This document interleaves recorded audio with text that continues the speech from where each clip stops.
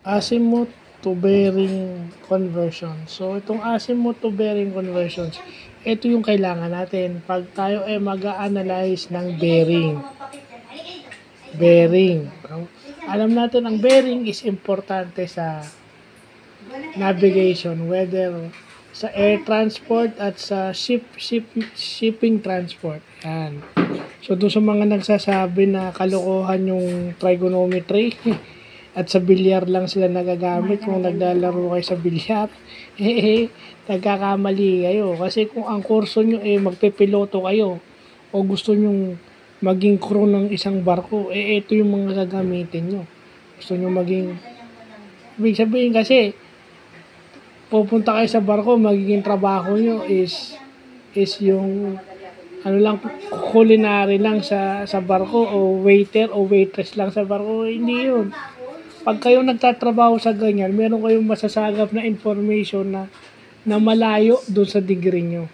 So, isa ito sa masasagap ng trabaho kung kayo nasa marine and air transport. No, itong azimuth na to and yung bearing.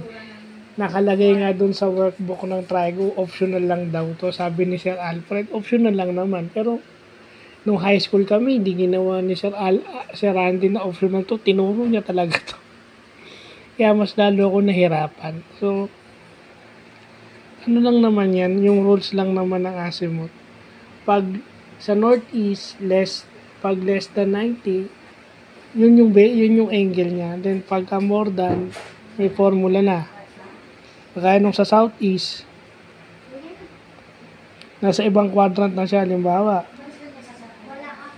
may 180 minus bearing angle, 180 plus yung bearing angle.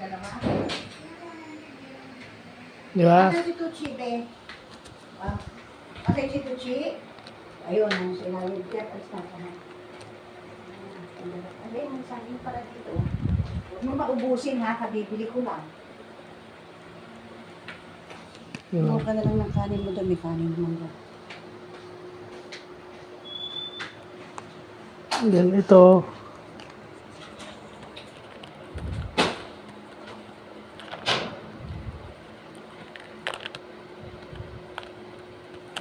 so azimuth, ito yung prerequisite, no? Bago natin pag-aralan yung bearing. So, yun lang pa.